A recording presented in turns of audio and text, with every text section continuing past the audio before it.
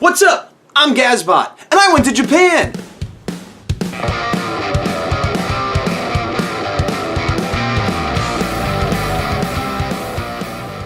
Hey, I'm back. So yes, about 2.5 weeks ago, 3 weeks ago now, I went to Japan. I have since returned. I've been back less than a week.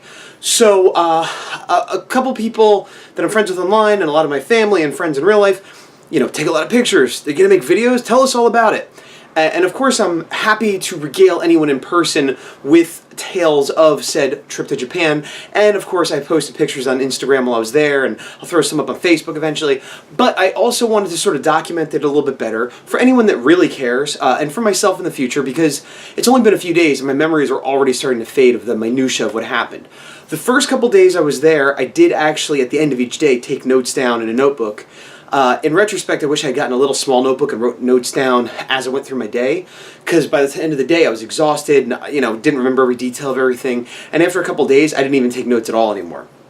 It was a great trip, best trip I've ever taken. I would gladly go back tomorrow for another 2 weeks or more. Saw lots of great stuff, but there's plenty more I didn't see. So the idea originally was that I would take a lot of video and photo while I was there. I planned on doing kind of a similar thing to my 100 Days of Making Comics, where at least once a day there, I'd be like, hey guys, here I am, and here's what's going on, and that didn't really happen. I did take a lot of pictures, and I did take some video, and where possible, I will use those in these videos. This is going to be day one, where I'm just going to cover what happened the first day there. I don't know if that means I'm going to have 14 videos, one for each day or not. That's just how I'm doing this one, but I will cover everything that happened. And again, some days I have more video than others and whatever. I found a lot of places, businesses, and even some theme parks or toy stores or things that are a little bit more touristy or you would think wouldn't care as much, don't take picture signs everywhere, like the little smoking camera, so you couldn't even pretend like you didn't understand the language barrier. No video. Once or twice when I wasn't sure and I didn't see the sign, I even just tried it, and people would come over, oh, no, this is like this or this, it's like all like their sign language for no. And I didn't want to break the rules anyway, but even if you wanted to, it'd be difficult to get around it. And then in the places where I could, a lot of it just wasn't that interesting. Like, oh, here I am in a street corner where there's not a lot going on. A lot of the videos you're going to see is like me with not many people around, or a quick video shot of me in a crowd, because it is a very polite society. There's not a lot of noise and talking. I mean, there is, if you're in a major city, but not like compared to San Francisco or New York or something like that. And like even on the subway, it's very quiet. So while in America I feel very comfortable pulling out my phone, just being like, hey, blah, blah, blah, blah, blah, blah, blah, because there's like 5 other people having conversations just as loud or looking on their phone, it would be just me. I'd be like the absolute center of attention. And I kind of already am standing out just being a white guy, and while I was there, okay, so I'm going to consult my notes because I'm starting to get off track here. I was just sort of giving my vague first impression and explaining why I didn't take a lot of video and photo, or at least not more than I would like to. So we live in San Francisco, my wife and I, Quelyn, California. So for us, this is kind of the best place, barring maybe Hawaii, I guess the best place in the continental U.S. to leave from, because otherwise we'd have to leave from the East Coast, and it'd already be like a 6-hour, 8-hour trip to get over here. So we got kind of the best possible scenario. We got a nonstop flight, and we went into Haneda Airport, which apparently is the harder one to get to for whatever reason. But it was a 10.5-hour flight, which is terrible, but not as bad as I've heard it for other people. We left at 1 in the morning, and so with the time difference and everything, we got there 5 in the morning Thursday.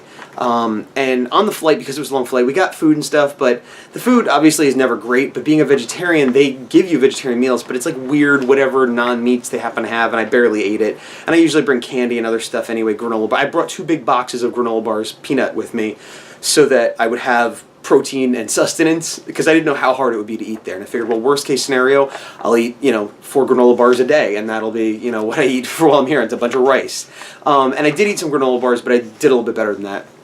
But anyway, the flight also had movies you could watch, like that kind of personal screen where you pick what you want. It had video games, but it had like 4 video games, and they were all terrible. And both Q and I watched this movie called Parasite, which was a Japanese movie, if you're getting the mood. We had never heard of it. It was a live action, and the preview picture was very misleading. It was just a guy with like an eye on his hand or like whatever. But apparently, it's this whole thing where an alien comes down and they're like taking over people's bodies, but this one guy, they only got his hand. And so then him and this alien sort of have to be friends and team up, and there's all this crazy morphing of his hand, and then they're fighting other aliens, and it's nuts, and it's sci-fi action, but it's like kind of comedy, either intentionally or not. It's kind of funny. I guess it's somewhat intentional. And we're like, wow, we discovered this crazy thing that no one's ever heard of. And then we got to Japan, and it's like not everywhere, but it's certainly not unknown. We saw some toys, and it's based on a manga and possibly an anime. So, you know, Parasite is what that was called. But the guy, the little monster guy, takes over his hand, and he kind of has like a finger, an eye in his middle finger and little claws, and he's like, oh, what do I call you? And he's like, Migi, which means right. And he's like, that's not very original, but it served to immediately make Q and I both know, oh, Migi is right. And that's just one of those weird, like somebody's Japanese, or I say Japanese, but I guess it's true with all languages, but I've only ever studied German in high school, and I failed that. I only took it because of Nightcrawler being German. Anyway, so I guess I wasn't that invested in it. But anyway, like when we got on the train and stuff, you know, we hear blah, blah, blah, blah, blah, Migi. We're like, oh, Migi, the exit will be on the right because Migi, you know. And speaking of the language, in San Francisco, we took Japan Airlines, and almost immediately the language barrier started to come into play. Now, they spoke English, but it was clear everybody who was at the counter and who was on the airplane, English was their second language. So some of them spoke quite well and just had a slight accent, but on the plane, some of them had sort of the equivalent of my level of Japanese, but in English, you know. But most of them were better than that, but...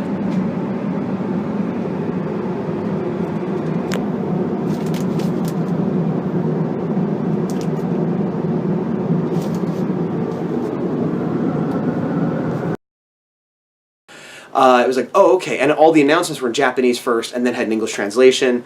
And then once we got to Japan, same thing in the airport. You know, there was a fair amount of English speakers, but it was mostly Japan. You know, so it was Japan, so it was mostly Japanese speakers. When we got there, it was 5 a.m. We have arrived. Even the airport is full of this, like "Mokdong," and do like a wood-style jutsu. And if we look over here, there's even more things that are closed because it's like 6:30 in the morning, and the rail passes we need to get out of here and get to our hotel, that is not open for another hour. So we're looking at all the closed stores. I want to stress again, I am the best planner in the world.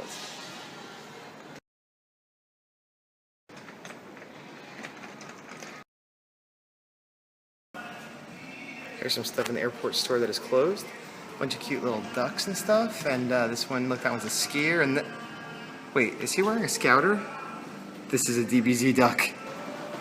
There's this cool little area, it's called the Cool Zone, and it's got like sparkle lights and themed stores. Of course, it's all closed. And then we get this awesome guy here, Starry, who is like I guess the mascot of the airport. It's fantastic. Oh, the Sartorium Cafe. I had gotten Japanese rail pass tickets, so you get kind of unlimited use of certain rail lines, like the main ones, which everybody recommended, and I recommend too. It's expensive, but it ends up being cheaper and way easier, more convenient. But you have to buy it as a foreigner outside of the country. This is not something you can get once you get there, or if you're a native. So it's like a plan ahead kind of thing. For our phones, we got a Wi-Fi hotspot that we rented for $10 a day that we could both use. Money-wise, it worked out the best. It worked out so we could like check GPS stuff and everything like that. It only didn't work if we ever split up, which wasn't that often.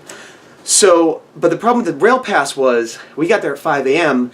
and it didn't open until I think 8. So we had to kill some time in this airport, which was a nice airport, had a lot of cool shops, it was like interestingly decorated, but nothing was open. So a lot of time to kill. Luckily we spent some of that getting the Wi-Fi thing, doing currency exchange, things like that. When we finally got out of there and we got on the train, it was sort of rush hour on a weekday. So it was us and a whole lot of mostly middle-aged men wearing business suits. And even the people that weren't middle-aged men, whether they're women or younger or older, all dressed business-like. And not like casual business, like button-down, like suit, tie, whatever, you know. And it was packed. You know, it wasn't packed to the degree of those videos you see people getting pushed in.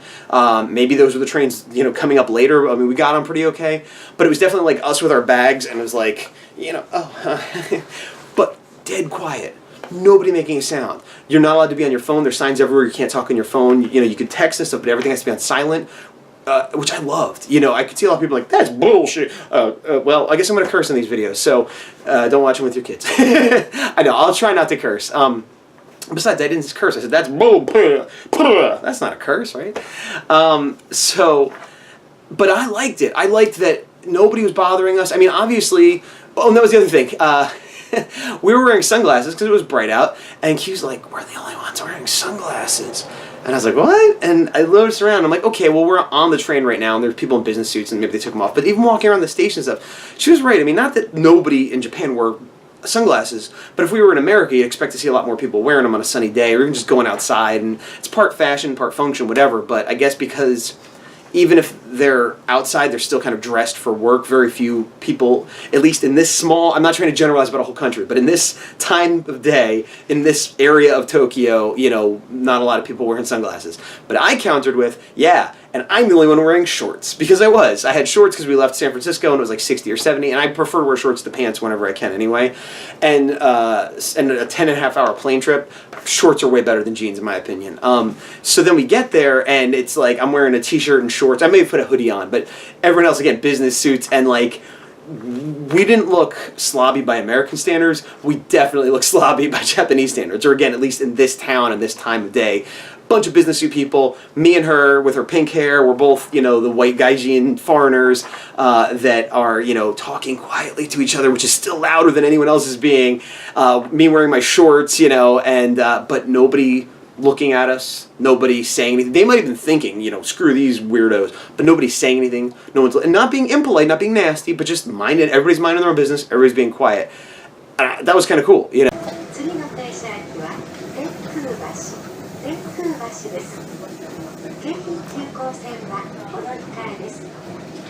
We got to our hotel, and I think it was like 9 in the morning. Couldn't check in until 3. That wasn't the best planning on my part. I guess a lot of it was like, well, we'll get there, we'll just start running around and doing stuff, which is true, but we were both kind of tired because I didn't sleep at all on the plane. I mean, arguably, I put my head down for an hour or two, but in that hour or two, I probably slept about 15 minutes because it'd be like, cramp, get up, what?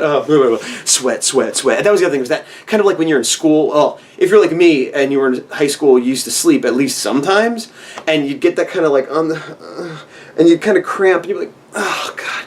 And then you blissfully fall asleep for like a minute or two, and then somebody would move, and you're like, what? And for some reason, you're drenched in sweat, and you're like, oh. And, you know, in that 45-minute class, you'd be trying to sleep most of it, and you'd get like 3 minutes of actual sleep. That's what it's like for me sleeping on the plane. And so I did that for maybe an hour or two. But effectively, I had stayed up for more than a day at this point, and Q got a little bit more sleep than me, but not much. So we got to the hotel. We said, can we check in early? And they're like, yeah, you got to pay a little bit extra to check in early. We're like, fine. Check in at 11, but we still had 2 hours to kill, so we went to a little cafe, went to a little, you know, I guess a bodega. No, it's not a bodega, because it was like, I don't know, like a no-name 7-Eleven that was attached to the hotel. I don't remember the name was. It wasn't one of the other chains I saw elsewhere. And they had a lot of the candy and stuff I've seen around here, the Japanese stores, but there's one called Sour Switch, which I loved. And it was only at this store that I found it for most of the trip until the very end, and I found a bag to bring home, which are kind of like these sour cola sweet, you know, I like bitter candy, which is lucky because a lot of Japanese do too, so I enjoy a lot of their candy despite not enjoying a lot of their fish stuff. So this Sour Switch stuff was great, and then we went to this little diner place, no, not diner, cafe.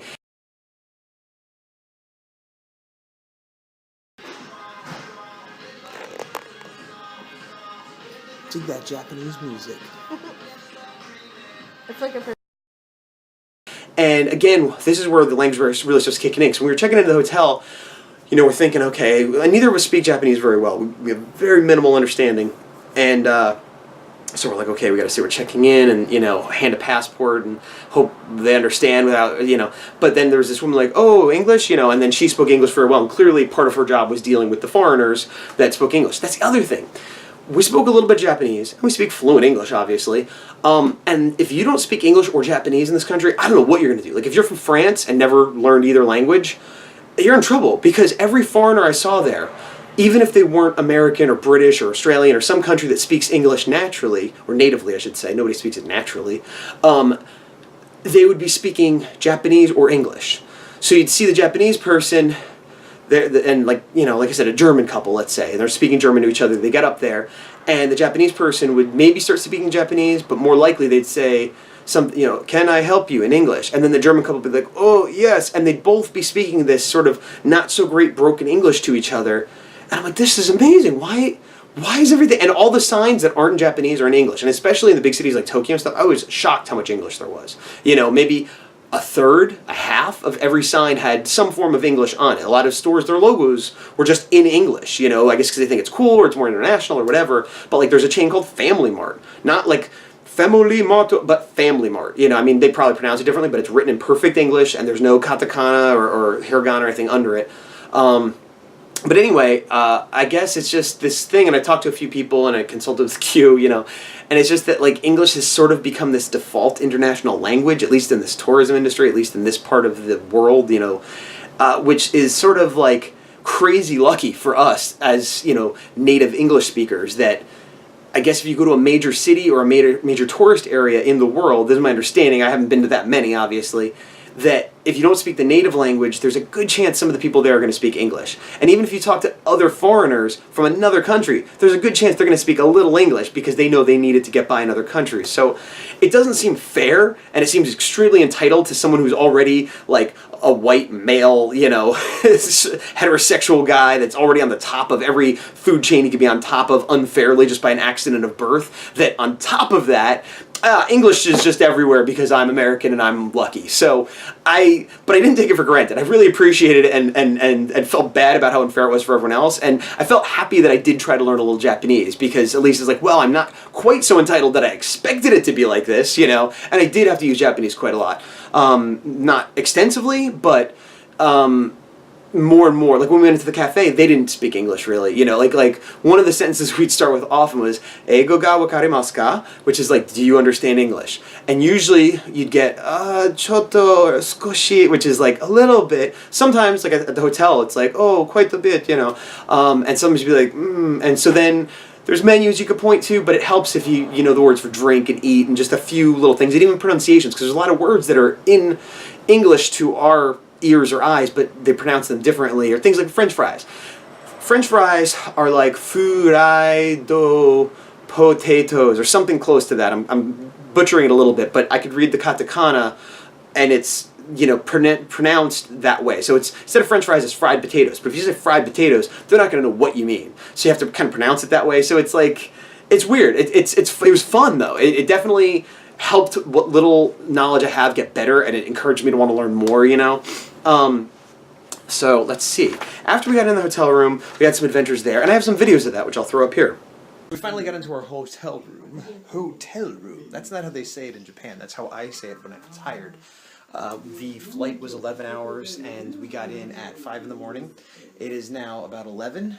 We weren't supposed to be able to get in until 3, but we got in early because we want to nap before we do anything else today, because we both didn't really sleep last night. We got a couple, like, minutes on the plane of sweaty uncomfortableness where all the Japanese people next to us, I'm sure, appreciated that as they slept calmly and looking straight ahead like statues somehow.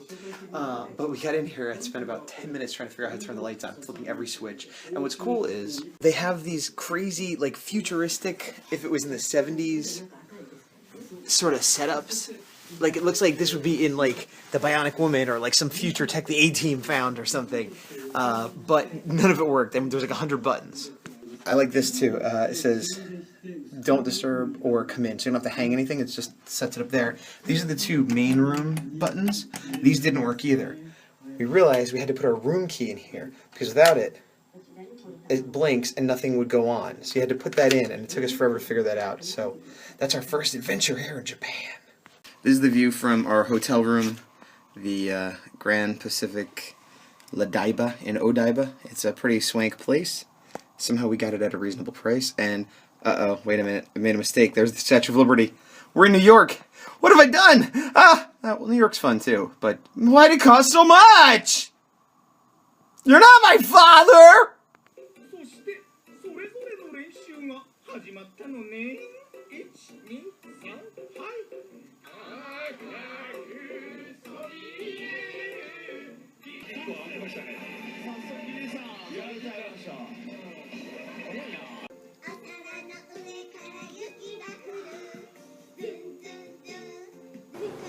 Right, so I also may have intercut some videos in between here. I'm going to go back and put videos and pictures in between this little monologue that I'm recapping everything, so they might not be the smoothest transitions in between, so I apologize for that in advance.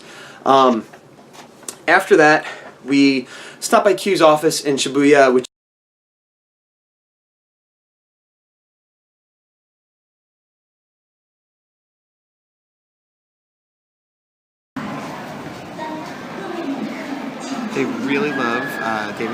Apparently.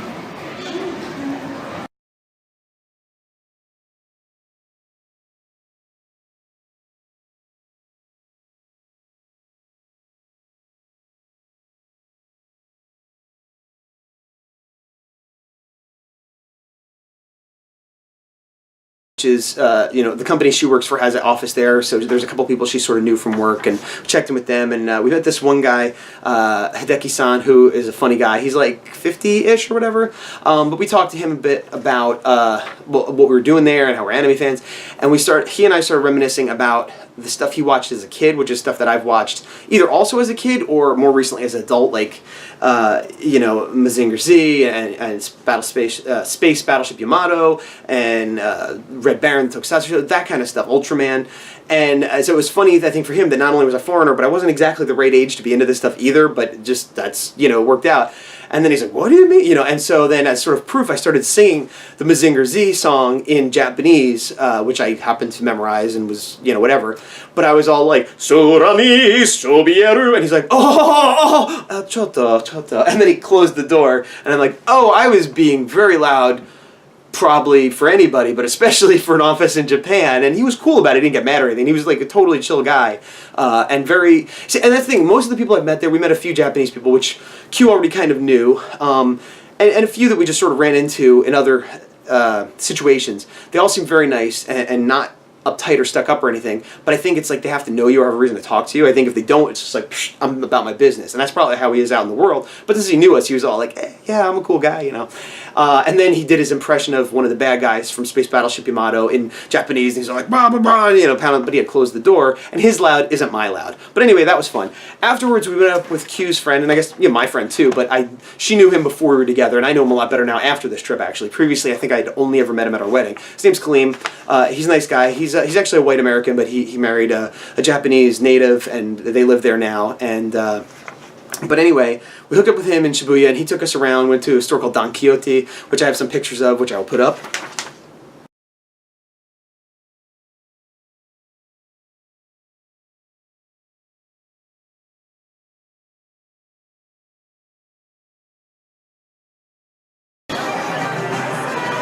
Japan. This is Japan. Japan.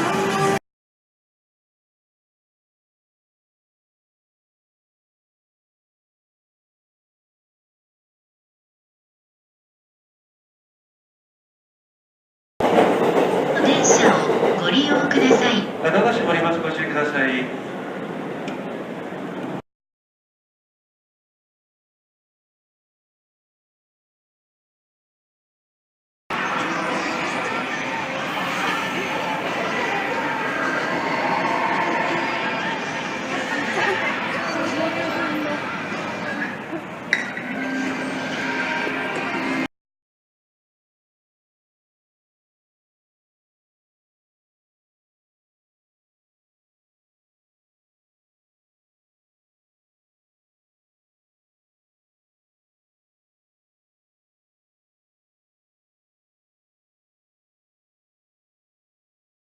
And I don't think it was pronounced that way, but that was the name of it.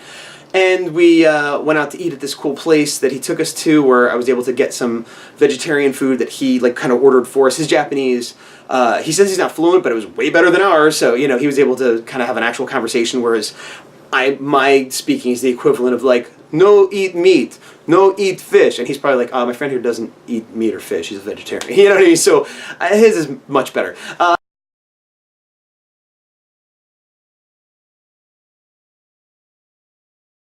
So we ate there, and I know I'm probably going fast, but this video is already getting very long. I'm looking at the counter, and I think it's like 15 minutes, and that's not even counting the stuff I'm going to cut in. So this could be like a half-hour video, which is much longer than I intended it to be. Hopefully the others won't be as long. I'm getting a lot of general stuff out that'll cover, everything. So anyway, we ate there, walked around, did a little shopping and stuff. And this is also the area where that famous intersection is. It's like the 132nd intersection or something like that. It was in Lost in Translation with Bill Murray, and it's been in a lot of stuff. It's neat. It's kind of impressive that we were there, but having been in Times Square and other places, it's just as big and just as busy and just as impressive. There's just less cars. And honestly, there's less cars in general in Japan. There's a lot more trains is the way to go, walking, bikes, things like that, which I like. You know, I'm not a big car guy, and a lot of the cars are small, like physically smaller, which is odd. I mean, it makes sense because everything's kind of smaller there. The streets are narrower, and the sidewalks are a little wider, but then you'll have bikes on the sidewalk.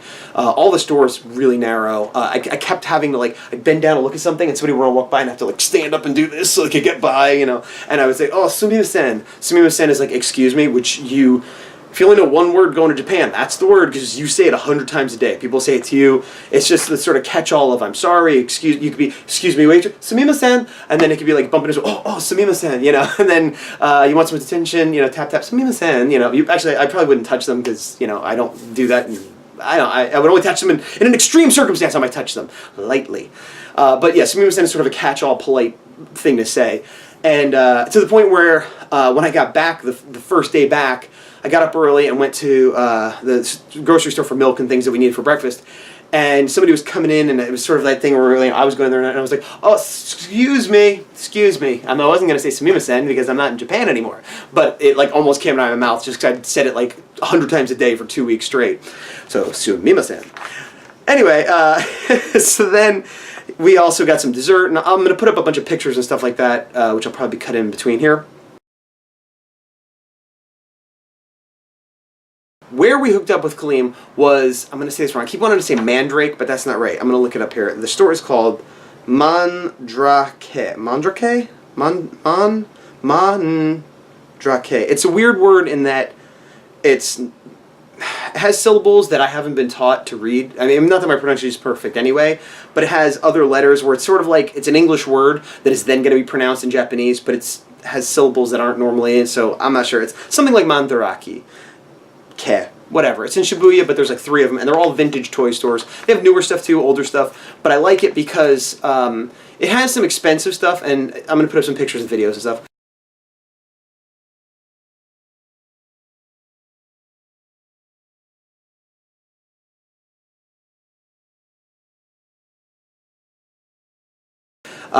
But it also has just used toys that are cheaper, and that I spent a lot of time looking at toy stores of all different kinds, and I ended up like used toy stores ended up being my favorite because the vintage stores are great to look at, but everything is crazy expensive, and the new toy stores are great, but you go to one and you've seen all of them basically. So the used toy stores is where you could find stuff you couldn't find in America for better prices, you know, and their used toys are much better than ours. Like I got some used stuff, which you'll see eventually, that's like in the box in pretty much perfect condition. It's probably owned by an adult or maybe a kid that was very fastidious, has all the accessories, there's no scratches on it, but it's used, not vintage, so it's like half of what it was at retail, but it came out 15 years ago, so it's like a great deal that on eBay would cost me a lot more. So those ended up being my favorite stores. This, however, was the first store we went to, and the very first thing I bought 3 things there, but the first thing I picked up was this. And this is a Kamen Rider figure, known in America as Masked Rider, which I'm not a particular fan of. I like this sort of genre of tokusatsu. Q is a bigger Masked Rider fan than I am. The only one I've ever seen is the original from the 70s, which wasn't even the one that was here in America in the 90s. I think that was Kamen Rider Black, and I never really watched that one because I remember it having a Furby-looking guy, and it looked terrible. And from what I hear, it is not very good, especially the people that like the Japanese one. This guy is sort of like a vinyl, except that he's a hard, like ABS plastic. Only his arms move, and that's it. But why I like him, he just fits into our Japanese stuff, and Q likes Kamen Rider, so, you know, it works out. But he's shiny chrome, and I'm a sucker for shiny chrome. What I'm also a sucker for is a deal.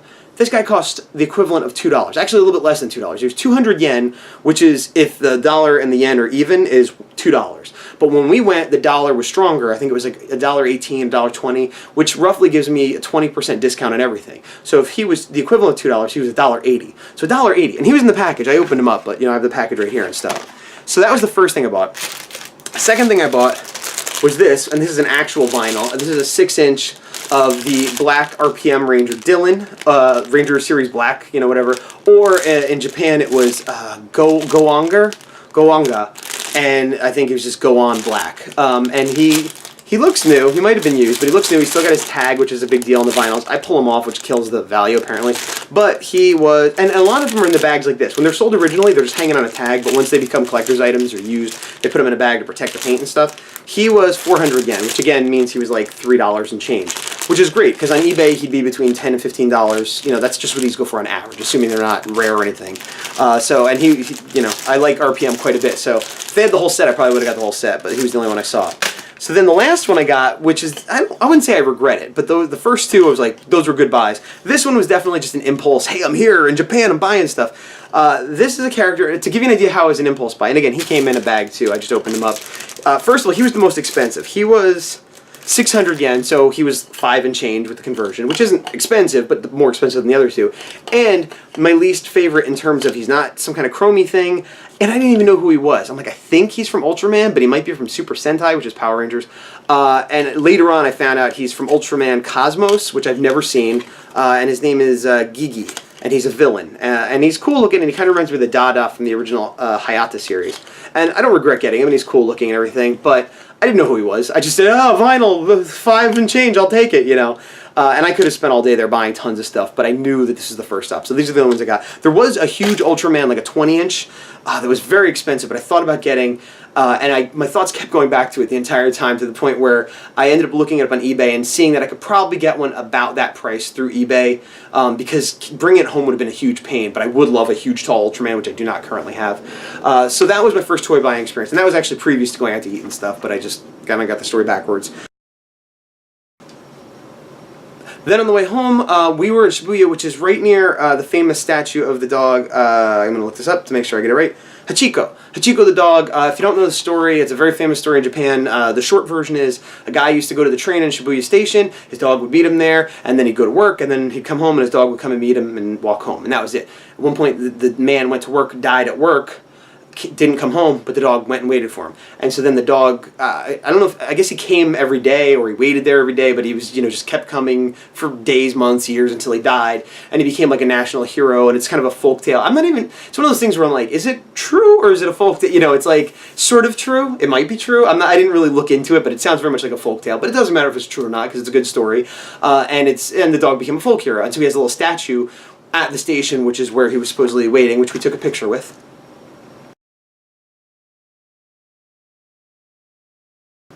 Chico! So, yeah. Then, oh, another thing. Everything we saw, and this was, we were staying in Odaiba, and we spent some time in Shibuya. And they're both cities, and they were both very clean. No garbage on the ground. I mean, you might see one piece of paper, but that'll be gone the next time you're there, you know, but by the time someone picks it up. But there's no cigarette butts, there's no paper, it's not even like leaves and stuff. It's very, very clean. But the bizarre thing is no trash cans anywhere. You cannot find a trash can. I mean, literally there is one somewhere, but unlike America where there's kind of one on every street corner, especially in a city, you don't see that. There's vending machines everywhere, which is also awesome, which I'll get into more later. There's a vending machine in the hotel, which is for cigarettes, which you could still get cigarettes from vending machines there, but you have to have an age card. So that's kind of cool.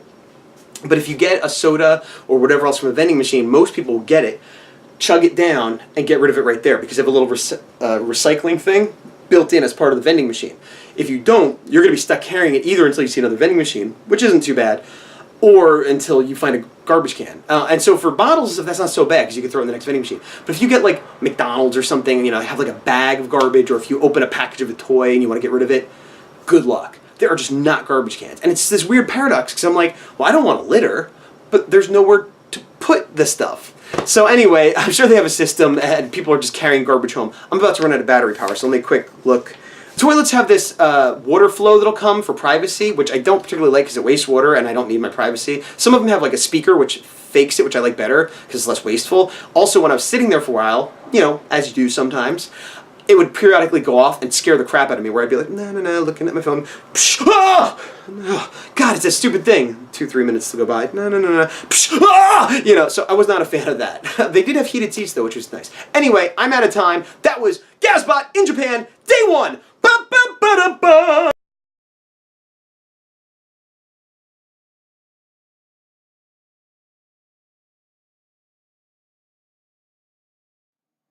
Quick little add-on. If you have any questions about Japan, about my experiences there, about toys, things like that, put them in the notes. Wherever I post this, put them in the show notes, in the comments on YouTube, on Facebook, whatever. I'm not purporting to be an expert, but I did spend 2 weeks there, traveling there. You know, I could answer kind of some logistic questions maybe, or I don't know, just anything you want to ask. I mean, a lot of it'll be, I'm pretty much going to tell you everything I know in the next couple videos, but ask anyway. And if I wasn't going to answer it, I will. And, you know, maybe if I was going to talk about it a little bit, I'll address it a little bit more. So question me on things Japan from my limited point of view, and I'll answer it. Yeah!